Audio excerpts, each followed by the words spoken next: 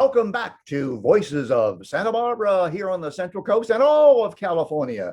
Whatever you're doing right now, put it down. Stop doing it. Grab your phone and text everyone that you know in your contact database to listen to KZSB AM 1290 here in Santa Barbara. Why, you say? Because today we have as our special guest, our featured guest, Ann Dunsmore, and she is the campaign manager and the finance director of the California Recall Newsom campaign. So we'll give you a few moments to text all of your friends because a lot of them don't know what's coming up on September 14th, but we have Ann Dunsmore here to let you all know. Good morning, Ann.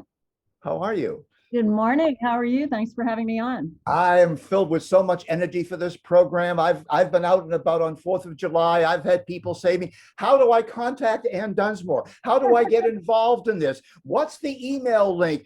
What's her phone number? Where do I've been busy. I've been busy. I had the privilege of attending a presentation, a dialogue, and a briefing that Ann did at Tim Tremblay's office here in Santa Barbara. And Tim's been on my show many, many times, and certainly the whole family is well trusted as an epicenter of activism for the good of the state of California. Anyway, let me just, I want people to realize that we're in phase 2 of this recall, thanks to the work that Ann and her team has done, raising, I think, what, $7 million, $8 million, and not yet, but we have to raise another 7, and to date, I think between the two of us, we've raised maybe a little over 5. All right, so that's why she's on the show, to correct all the stupid ideas that I have on this thing, right? That's why she's here, right? So anyway, let me just throw it to you. First of all, congratulations. This is the second recall campaign that your team has been involved in, and we expect that it will be as successful as the one in 2003, which we all remember. Game on. Anyway, challenge. How did this all happen, and how did you get involved in it? Well, I'll make it real short on that. It's actually been in the works for a couple of years. A lot of really good volunteers. It's a volunteer movement. And as you know, I've been in the business for about 43 years. And so they had a couple of failed attempts. There wasn't a lot of professional support and sort of institutional support, and that's tough in California. You really do have to have, that institutional knowledge and support and so forth. And so I hooked up with Orrin Heatley while I was doing the Mike Garcia race, which was a special election, where we took back a congressional seat. I was like, let me finish with this, and then I'll help you with that, because 2 boulders up 2 mountains at the same time, a little tough for me. Congratulations on the Mike Garcia campaign. Your team did a great job, and you were they did. Yep. They did, and he did too. Yep. So in about July of last year, I came on as the campaign manager of Recall Gavin 2020. And at the time they had about 50,000 signatures. We went into the mail to all the registered Republicans and some declined estates and so forth. And we got up to about 700,000, I would say, before I separated from the campaign, and before, we got the extension, which we had filed and sort of determined that we needed to do. Once we got the extension, I came back in with Rescue California, which had been in existence in 2003. And we basically did the same thing. We came in with air support. Orrin and I came back together. The 2 teams were great. And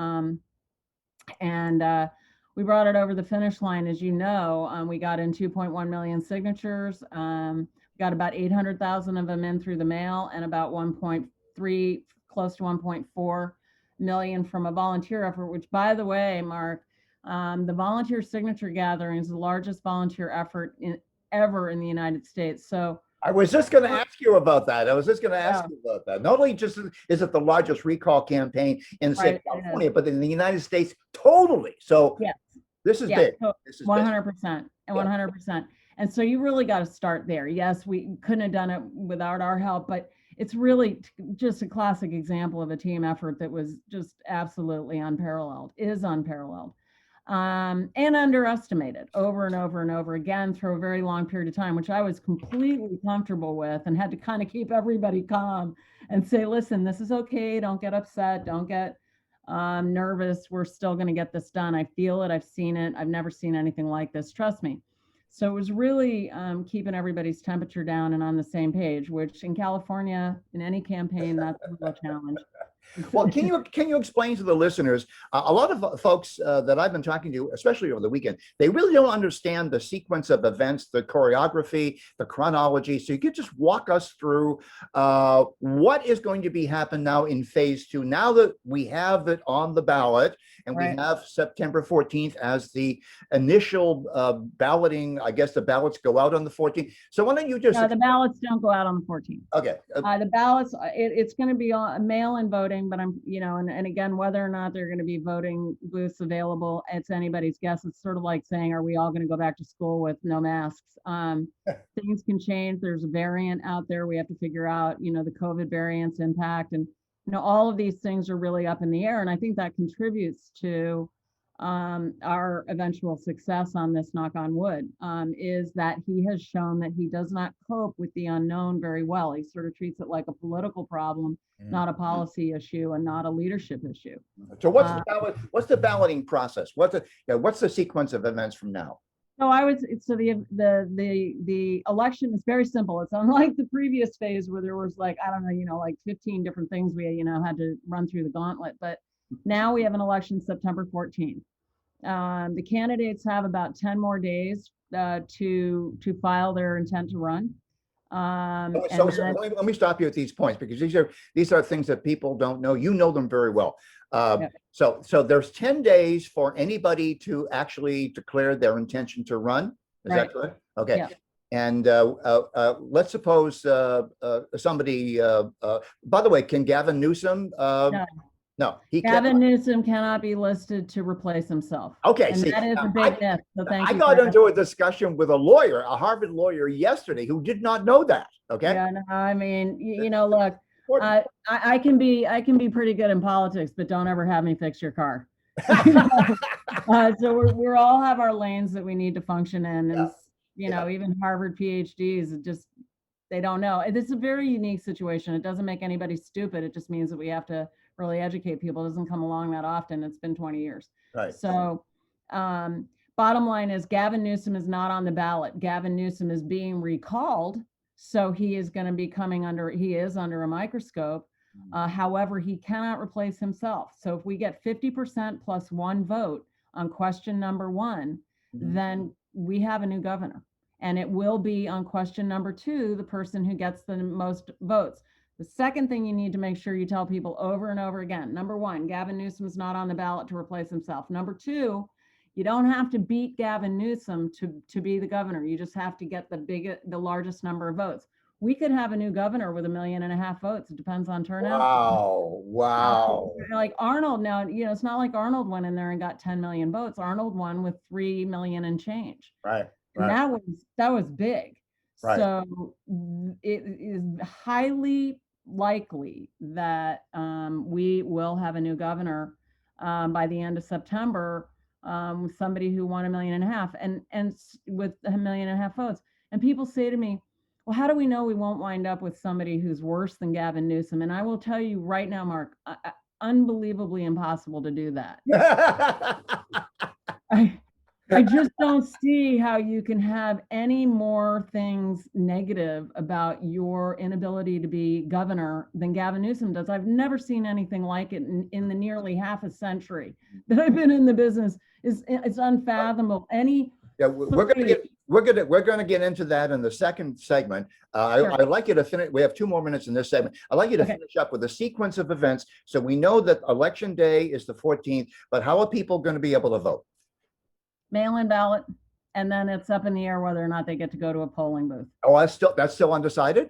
Well, right now, masks off. We're not supposed to be under COVID restrictions. So, if we're not under COVID restrictions, then can I walk my ballot into a collection center? We'll see. We'll see how he's going to behave about this. We don't know. Okay. I would imagine that he's going to be hard pressed to deny people that right. Who decides all this? Secretary of State, but let me be clear, Secretary of State is part of the puppet master's universe. And that puppet master is Gavin Newsom with executive powers that he will not let go of. That's right. And I think the Assembly has awarded her, the Secretary of State, $35 million to conduct this election. Am I right on that one? Yeah. Okay. All right. So I'll tell you what, now that we know the sequence of events, that 10 days after all the ballots are counted and it's decided whether or not he's recalled or he's not recalled, then we have a new governor based upon the top vote getter, 50+1. That's all that person needs to become. No. We need the recall to get 50% +1. Yeah. The new governor just has to beat everybody else on the ballot. Oh, okay. So it could be, okay. Got it. He does not need 50% +1. Right. No. Right. Okay. See, that's why you're on the show, to correct me. All right. That's why you're here. I just look stupid. Okay. I mean, No, you don't look stupid. You look great. Anyway, let's take our first break. We've got Ann Dunsmore. She is the campaign manager and the finance director for Recall Newsom, California. Make California great again. We'll be right back after these messages. Don't go away. But meanwhile, go text your friends and tell them to listen.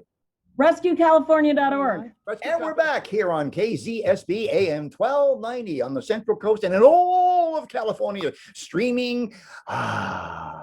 This program will be very important as people receive their mail-in ballot on the 14th of September for the Recall Newsom campaign. We have with us today Ann Dunsmore. She is the campaign manager and she is also the finance director. And Ann, what is your website again? What's it called? RescueCalifornia.org. And people will be receiving their ballots a month in advance. A month in advance. Yeah. Okay. That'll be a big challenge for the registrars, but in not too distant future, well, you have to, we have about a few more days left where the candidates can file, and then the registrars have to get ready to start getting those ballots out. Yeah, I noticed in the city of Lompoc here in California, they're piggybacking on the recall campaign and they're putting some of their stuff on the same ballot. I don't know. They're not allowed to do that. Well, somebody better tell the city council. Nothing else on the ballot. Somebody better tell the city of Lompoc. They better tell them. Then we'll go ahead and set the AG on that. See, that's why we have these programs, folks, because there's so much misinformation, there's so much I don't know, and there's so much that a lot of folks don't know because I try to pay attention anyway. So in this segment, let's explore what we didn't explore in the first segment, and that is, how did this tyrant, how did this crook, how did this liar cause us to spend millions of dollars to boot him out of his office? How did that happen? Well, first of all, I think that a lot of people feel, I think the governors tried a bully tactic, and that's classic of him, where he told people that it would cost $400 million to get him out of office, and he grossly overestimated that, and it turned out to be $217 million was the estimate that he got out of his own Department of Finance. And then he turned around, as he is wont to do, and he added $35 million to it. It wasn't what was asked for. So he made it actually more expensive because, I don't know, maybe a poll told him that nobody thought 200 million was a lot, but if it was 250 million, then, you know, he'd be able to use the word billion in there just like he does on everything else. And let's walk through this. How did he get there? Because he wasted $35 billion and still hasn't answered to the people of California on why the Employment Development Department's distribution of funds to prison inmates has still not been discussed, has still not been slowed down. It's already finding its way back out on the streets in a criminal fashion with guns and drugs and so forth. And this is well documented in the news. Just Google it. Yep. Crime is spiking. So a majority of the issues we found that people have problems with him on have nothing to do with COVID. And let's run through those. The cost of gas just went up on July 1st. It will go up indefinitely until, I guess, and he has the executive power to stop that. He could have stopped that, and he chose not to. So on July 1st, we have the highest gas prices by $1.20 over the national average in the entire country. We're at the top of the list on all the bad things that in the country. Homeless, top of the list, worst in the nation. Poverty, worst in the nation. jobless, worst in the nation, taxes, worst in the nation. Any one of these things, let alone 2, 3, and 4 of them, would have qualified for a recall. And in fact, this is why the recall was initiated in the first place. Crime, as you'll see in the not too distant future, is going to be back up at the top. The murder rate's off the charts. It's spiking in a huge way, and numbers will be coming out now. And this is why he scheduled this to be now, as soon as possible, instead of later, November, December. This could have been in December. But I think he knows that the deck is stacked against him on some things that are uncontrollable.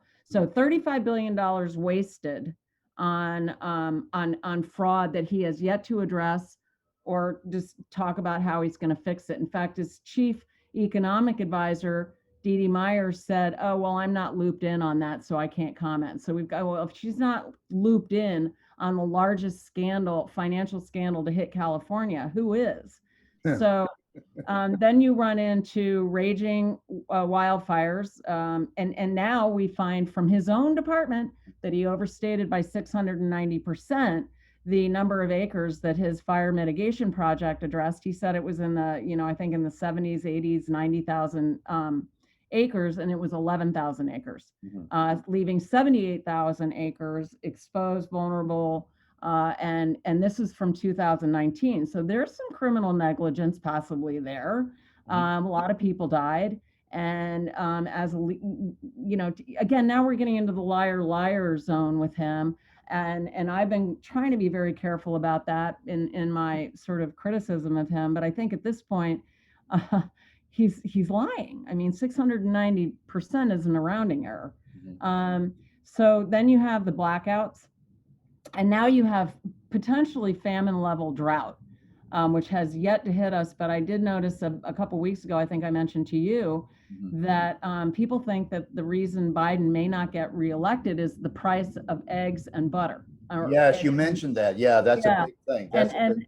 And we're a huge part of that supply chain here in California. And when you have the farmers planting 40% of their capacity in anticipation of a drought, I would say that's going to be a worldwide disruption of food supplies. And now we're going to move from hoarding toilet paper to, Brussels sprouts, vegetables, and then we have the rolling blackouts. So it's an all defrost, throw it away, and now we're back to square one.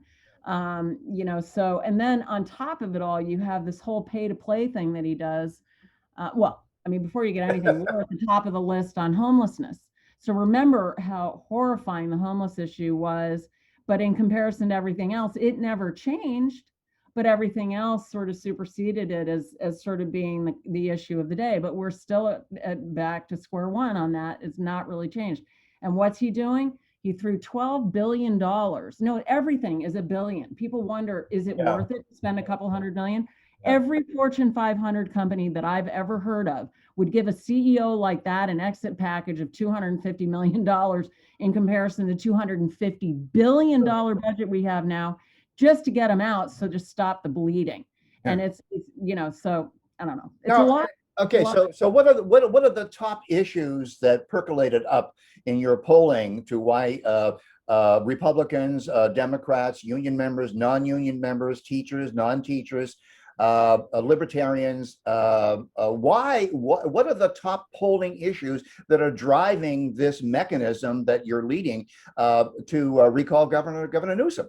It's different for everybody. I mean, some people it's going to be water, but I would say the prevailing issues are going to be homeless, crime, and cost of living.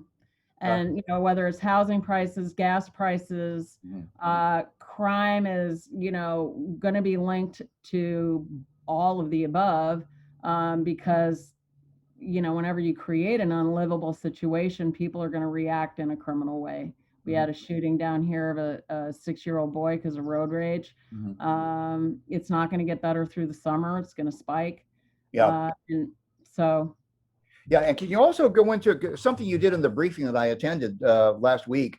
Can you go into all the people that he's double-crossed? He's double-crossed the teachers union, he's double-crossed the prison. People ask, are you worried about, ground support for the governor from the unions? And I was like, I don't think so. He kind of screwed over the SEIU. I mean, I don't underestimate anything.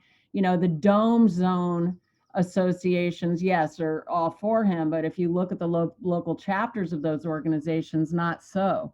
Let's take the teachers. California Teachers Association came in to do damage control and endorsed him. However, United Teachers of Los Angeles back in February, when he gave his State of the State, that was really a campaign kickoff in Los Angeles to an empty stadium, and was the first time it's ever been outside the Capitol. Los Angeles is a horrible area for him. And again, let's talk about the $2 billion he threw at the back to school proposal that he had at that time, without even consulting the United Teachers of Los Angeles on what they thought.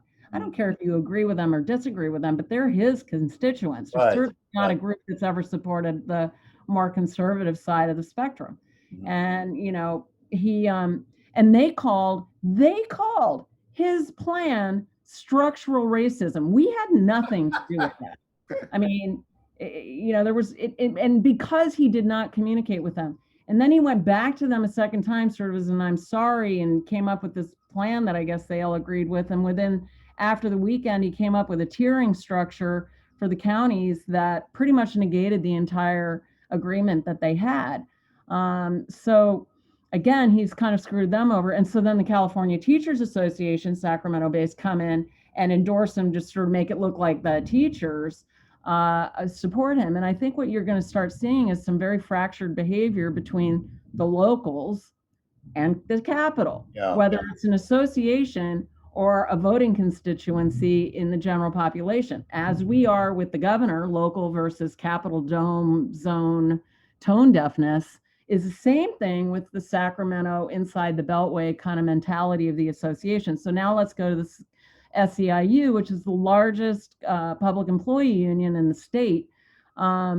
They got dumped there about a month ago. They voted out their incumbent statewide president and substituted in a Black gentleman. His first comment was, "We're going to get his ass out of office." That was the headline. I'm not a quote. And that is a tsunami. That is an earthquake for the head of the SEIU to say we're going to get rid of this governor. That's unprecedented. And then some of the local chapters. Now, why did that happen? Because in 2019 or 2020, I don't know the date exactly, Newsom went to the unions and said unilaterally, "I can't give you a pay raise. You need to take a pay cut because we're going to have a deficit in 2021. Well, now he's running around saying about $80 billion surplus. Well, that's because of federal funds. And he's giving it away like Pez. And they're sitting there going, wait a second, what about us? I mean, he didn't give them their money back first. And by the way, he said he'd take a pay cut and never did. So they were pissed off anyway. Another lie. He went and said, we're going to have a deficit. I'm going to take a pay cut. You take a pay cut. And everybody's like, okay. I mean, it's going to look bad if we don't. So they do it. And then he goes around with this, never took a pay cut himself. So he lied to them on numerous occasions. And now you have a new president. So then what ends up happening? All some chapters were sitting there going, oh my God, we still need to give him $1 million. And then they get him the $1 million patched through several of the different local chapters that he actually probably has some control over. And what happens a week later? He uses executive powers to go ahead and give them all a raise and reinstitute their salaries. Right. Did the same thing with the prison guards, and is just using our money, taxpayer money, to buy off voting blocks. Yeah. So again, I have to say $200 million is a lot of money, but he increased it. It wasn't required, number one. Number two, he's using our money for Wheel of Fortune lotteries, which apparently didn't turn out to be a good idea. So he doesn't do that, you noticed, every Monday anymore. We're gonna take a break here. Ann Dunsmore, the campaign manager for Recall Newsom, and when we come back, we're going to discuss all of the people who are going to be on the ballot to succeed Governor Newsom once he is recalled, because a lot of people don't understand that process. So we're going to take our break now, and we'll be right back with Ann, and then she's going to fill us in on exactly who's running and how much they're raising and all this business. Anyway, you're right here on AM 1290 KZSB. All right, we're right back here with Ann Dunsmore, the campaign manager and finance director of RescueCalifornia.org. RescueCalifornia.org. Just there it is. And welcome back, all of you listening live on the radio and all of you who are streaming. We covered a lot of ground, but this particular segment would like to cover the issue of the process by which a new governor will be chosen after all of the votes are counted and tabulated, hopefully without any fraud. What is the process, and who is running, and how much are they raising, and what's the top vote getter in your opinion? Well, first of all, I need to make sure that everybody understands that Rescue California is a primarily formed committee. We are precluded by law to advocate for anything other than a yes vote on question number 1, and that means that we do not advocate for any candidates. We've got to be Switzerland. We are Switzerland. We're all about California citizens getting their rights back in the state of California and taking it back on track. Right. With regards to your question, on the Republican front, you have John Cox, who ran for governor last time. He's already spent about $7 million of his own funds. He's the guy with the bear. And then you have Kevin Faulconer, who's a former mayor of San Diego. Both those candidates are actually domiciled in San Diego. You have Representative Doug Osee, a former congressman from Northern California. He could campaign in 15 counties up north. I want to be very clear that, we have 22 million registrants in the state of California. We're estimating about 50 to 60% of them will actually vote on the recall. 10.5 million of them are registered Democrats, 5.3 million are Republicans, 5.2 million are no party preference. Those are the three party non-parties, and then American independents come in at 4th place with about 700,000. We're also seeing a lot of polling that the Democrats are not going to be voting as much. They're going to vote, 33% of the Democrats are going to vote, and 77% of the Republicans are going to vote, and about 50% of the no party preference are going to vote. Now that means we're going, in order to win with 50% plus 1 on the yes question, which if we don't win the yes question, it doesn't matter. Question number 2 doesn't matter because nobody's going to be governor. But that's about 6 million votes, 6.5 million votes that are going to have to be yes on question number 1. So then, Doug Osee could go up and work 15 counties, and get 1.5 million votes. That could win it. Right now we have Larry Elder probably getting into the race. We have the candidates that I've already mentioned. There's a couple of other Republicans here and there that are looking at running. The window is closing very fast on when people have to file their papers. So they're going to have to make that decision here very quickly. It's not a lot. It's about $4,000 some odd to register to run. And I think we're at about 80 or 90 candidates. 2003, we had 135. If we have 10 candidates all spending $1 million or more, they're going to bring a lot of people. You have Caitlyn Jenner. Caitlyn could get 1 million to 2 million votes. Arnold only won with 3, and he was arguably the only candidate. So my guess is 1.5 million to 2 million votes is all it's going to take to get a new governor. That's amazing. That's amazing. And I don't think any of them can do a worse job than he does. Yeah. Well, as you point out, if you don't get the recall passed, then it's irrelevant and immaterial to speculate about who's going to become the governor. Historically, though, we only have one precedent, and that is the Schwarzenegger overturning the Gray Davis campaign.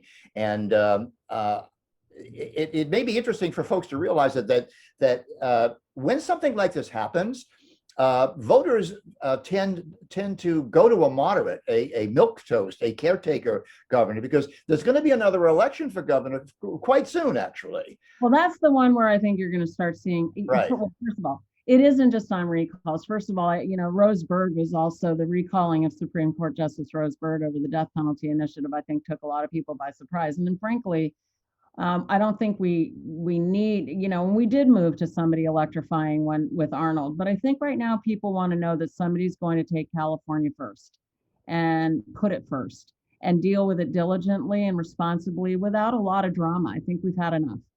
So I think that you'll see a couple more people get in that are significant. And I think once we get out with our poll, people are going to see Democrats that don't agree with him are going to see that they have a chance. And when Are there any Democrats now in the race on the ballot? there are some. I don't think that there's anybody of note. I can't really tell you who they are, but I know that. I don't know. I don't know. By the way, California is primed for becoming a no party preference state. Mm-hmm. Too. You could have somebody very significant run as an independent or no party preference, and get all the answers right. Right. Okay, we're really going quickly through this. We're going to take another break, and then when we come back, we're going to ask this question because you're in the position to know and to tell us. What do I do if I want to recall Gavin Newsom? Okay, what do I do to help this thing along? I get this question every day, 5 times, 6 times, 7 times a day. So I'm not in a position to answer it. You are. So folks out there, pay attention. Let's listen to a commercial and come on back. And this is KZSB AM 1290 with Ann Dunsmore and Mark McIntyre. Welcome back to Voices of Santa Barbara here on the Central Coast of California and all of California on the stream and live, KZSB AM 1290, Santa Barbara's News Talk Radio. And we are here with Ann Dunsmore. She is the campaign director and the finance director. I'm sorry, campaign manager and finance director of, what's your website again, Ann? RescueCalifornia.org. RescueCalifornia.org. So if you want any information like this wonderful brochure that I have in my hot little hands here. It's just filled with all kinds of information about what you can do. But let's hear from Ann because she's the campaign manager and the finance director. So let's hear. So I'm Susie Cupcake. I'm Joe Sixpack. I'm Joe the plumber. I'm Teddy Dolt, and I don't know anything. So what? But I don't want Newsom to be governor anymore, and I want to help your campaign. What do I do? Well, first and foremost, you can volunteer. We have a huge volunteer force, but it's actually going to be, a 60-day sprint here. It's actually less now. And I would say, would you consider dropping everything to make sure that we get back on track here in California, that we put the crime numbers back down, we move the homeless numbers down, the poverty numbers down, the taxes down, that we get back to the golden state that we are and we should be again. Or that we were and we should be again. You can volunteer. And what does that mean?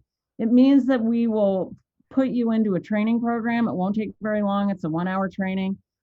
We teach you how to make phone calls, reach out to your list, input data into our ability to follow votes from, identify recall supporters and make sure that they vote. And then reach out to your own personal list, talk it up, educate yourself so that you can answer all the questions that Mark and I have been going through, because these questions are asked every day, but we don't have a lot of time to fix this problem. We're on the precipice of having to live under these circumstances for a long time to come, or fixing it right now in time for Christmas. Yeah, so, and that's after I listened to your briefing the other day. What I started to do when people would ask me about the recall campaign, I said, look, follow the 10 to the third power. 10 cubed. Take 10 people out of your contact database and write them an email. First of all, visit the recall.org.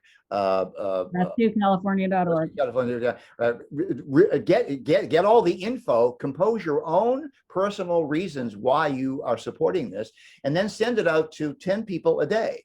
Most people in their contact database, they have, probably approaching 200 people in their contact database. Well, within all of this, Mark, I really must say, this is not a partisan situation. This is about California. Yes, I'm a Republican, but you know what? I'm a mom. I have a daughter with cancer. I have grandchildren. I've lived here for a long time, and I don't like seeing my friends leave. So it's like everybody that you've disagreed with politically, link arms, come together, educate yourselves, and let's act together on this. And no more vitriol. You find somebody who disagrees with you, talk about it. Good people can disagree, but I think there's one thing everybody agrees with, and that's the fact that this state is on the wrong track with the wrong leader. Link arms. It's 12 o'clock. Volunteer, write a check, make a donation online, but reach out, kindly reach out as a citizen. Yeah, and it's sliding into the Pacific Ocean. I've personally known 7 families that have moved out of the state of California for all of the anti-Newsom policy issues, all of them. And they've gone to Texas, Utah, Montana, Florida, of course, and even some of the Carolinas. Yeah, Wyoming. And this is a trend. Not only just people who are how shall I say this? They love California and they would love to live here, but it's becoming unsupportable. They can't do it anymore. It's stressful. It's a very stressful environment. Yeah, it's unpredictable. It's unpredictable. It's stressful, and we don't know at all whether or not the person at the helm has the ability to take us down a rabbit hole forever or fix it. And I think we've come to the conclusion that he's absolutely incapable of fixing it. And if he came up with any ideas on how to fix it, I'm not sure we can believe him because he's lied too much. Right, right. So some of these people that are talking about this, that are seeking information, they'll find it on rescuecalifornia.org. They'll find it there. They'll find it when they listen to a replay of this particular video and audio. So some people are saying, should we have, because of the COVID restrictions and we don't know how this is going to go, should we actually invite people into our homes and have organizational meetings and organize, let's say, at a neighborhood level? Or there are so many groups on Facebook, like I belong to Santa Barbara Homeschool Association. There's 500 members there, right? And if you put up one posting concerning this in any of your Facebook pages, you're going to be reaching a good portion of those individuals. So using social media seems to be a good way to take. We've been doing a lot of digital outreach for quite some time now, and we've been getting some good press coverage. I think for the most part, we haven't really haven't been hit with the animus that you would see in a partisan situation. I think everybody agrees this is very issue oriented. Yeah, I've noticed that too. I've noticed that when you talk about school choice or you talk about any of the other critical race theory, that ignites everybody's candles, and they burn the house down. But this one, no, the people are just tired. They're just sick and tired of being told lies and policies that endanger lives and cost lives. One thing that you and I talked about briefly at the meeting was the decline in property rights. I find a lot of people are leaving the state for that reason. That's why they're this is the thing about this particular situation. There is so much out there that's making for an unstable situation that you can talk to 10 people and everybody will give you a list of 3 things that bother them the most, and it's going to be different. Okay, so the nuts and bolts, folks, are, as it says on your brochure here, you need 6.5 million baseline votes to put this thing over the top. We go. Okay. After that, we also your campaign needs $7 million. How are you doing so far, and what can we do to help? Well, I think if people can write checks, we've got about 30,000 donors, and I think be there for us and get others to do the same. If it's $1, $5, 5,000, 25,000. We've raised money all the way up to $500,000 from somebody, and that was on church closures. So I think that please, the more the merrier. And if people give, then they're going to vote. That's for sure. Yeah. So. And when you get these brochures, you can either contribute online or you can fill out one of these brochure pages and send it on in. And you can pull that down. You can pull the contribution form down on from the website. I did that the other day, and I sent it out to a bunch of folks. So how is the fundraising going? I mean, what's good? It's good. We didn't, we tried to give everybody a little break because it's been a long haul. And, we're in a slight debt position, but that's not a big deal. It's normal in politics, and money comes in when we need it. And right now I'm in a big fundraising mode, and I guess I'm kind of good at it. So hopefully I can get it done. And I think the interest is out there, that's for sure. And it's national. California's problems are a drain on the national economy, that's for sure. Yeah, it's being the breadbasket of the entire nation. I also noticed something very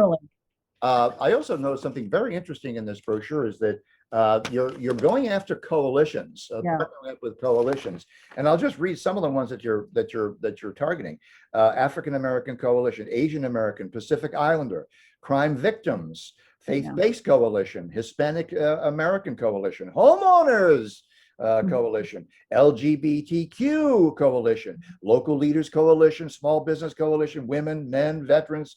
I could go on and on and on. So this is a smart strategy to me, is that it's not a partisan issue. It's a public policy issue. It's a government, it's a civics issue. Why do you think he was in Los Angeles? The worst thing you can do as far as Hispanic men are concerned is have rising crime rates. Yeah. And so that, and in Los Angeles, he's in trouble in Los Angeles. If he doesn't win Why, Los Angeles, why is that? Why is he in trouble in Los Angeles? Because he never came down here. He never came down to Southern California until he saw that he's not from here. He's from Northern California, and he doesn't really, he's not politically aligned down here. So he doesn't really set himself up for failure. Right. But then he's got an account at the French Laundry, so he doesn't want to leave that behind. He doesn't want to have any. All right, so we're coming up to our last segment here, and this is our legacy segment, and we want to talk a little bit about you, Ann, about what your plans are and how you motivate yourself to do what you're doing. Because I've got to tell you, I'm really amazed at your energy, your enthusiasm, and your effectiveness. So stay with us, folks. We're going to hear the legacy section of our program, which we always love to do, right here on KZSB AM 1290. Be right back. And we're back here with Ann Dunsmore on KZSB AM 1290. Santa Barbara's News Talk Radio. We're on the stream. We're live. We're all over the place. This will be up on YouTube eventually, so we'll have that. Ann has been is now and will continue to be the campaign manager and the finance director of the Recall Newsom campaign, aka RescueCalifornia.org. To go there to find out all the things you may have missed if you tuned in late to this broadcast. Go there to RescueCalifornia.org, and you can find everything that we've been covering here, because she's great. She's terrific. And on that very point, we'd like to save the last segment for who is Ann Dunsmore and why is she working on this campaign, and what will be her legacy, and what will be your legacy whether you win this campaign or whether you lose this campaign. How will California be a better place because you're doing what you're doing? First of all, I'm going to be 65 years old. I have a daughter. I have two daughters. I have two grandchildren. We all live in California. My mom's still alive, so I've got a world of 4 generations of family that I care very much about, and I also care very much about being a better human being as I go along. Now, I'm in the crummy little world of politics, but I'm also in the nonprofit world as well. And I'm a scientist about these things. I want to see why things happen the way they happen, and see if there's a way to accomplish things and set a higher bar to do that. And that's why I tend to take these projects that are like pushing a boulder up a mountain, because other people then won't be so afraid of when people say, oh, that's impossible, you can't get it done. Yeah, you can. Mm-hmm. You can have an opinion. We live in the greatest country in the world to have an opinion and do something about it. But I want to say to people, you don't have to do it by disrespecting other people. You can do it by talking and educating yourself and having a civil conversation. There are some things you're just not going to resolve. Where does life begin? But then you just respect your differences. And if you can possibly figure it out, rejoice in them, because discourse is often the only way you can find solutions that work for a broader scope of people. And that's the country we live in. And God bless it. And God bless the people that have the fortitude to be civil. I want to be one of those people that can set that example. Am I a 100%, Republican Party lemming and run off the cliff just because it's got an R next to it? No. Am I, I have some core beliefs that pretty much put me in the Republican category. However, I also believe that we're running into a post-partisan era that hopefully will fix the two-party system or multi-party system that our founding fathers intended for us to have that was productive. I think there are people who've taken advantage of that and created a situation where the two-party system is just not as healthy as it should be right now. Yeah. And so that's really where I'm coming from. And when it hits home like the way it is right now, that's when you stand up and you go, I'm not going to take this anymore. You guys go to your room, figure it out, and you're all to blame. And when you figured it out, you're adults, you figure it out, come back to me and tell me what the solution is. And until then, we're going to vote for people who have a moral compass, who show us that they have a true north, and then we can forgive the disagreements on specific issues. And, I've been married a couple of times, more than twice. So And I don't agree with everybody all the time. know, It doesn't mean I don't love them. It doesn't mean that we're not friends. So that's a long answer, but that's the true answer. I want to thank you for not only being who you are, but for being with us today. And I wish you the best of luck in the future, no matter what happens to us. Thank you for being on the show. We really do appreciate it. So bye for now, folks. We'll be back later with Voices of Santa Barbara on KZSB AM 1290. See you later, Ann. Okay. How was that last answer? Very good. Excellent interview. Good. Okay, we got it. And thank you very much, Richard. And Ann, if you could have your person send me about 10 of these brochures would be fine. And I'll give you my address so he could send them out, because people like to have them in their hands and they like to talk about it. So I'll email you my address when we. Oh, great. Perfect. And I'll give it to Brandon. He'll FedEx them out today. Brandon, very good. Thank you, Richard. Thank you, Ann. Thank you, Richard. Okay. Bye-bye.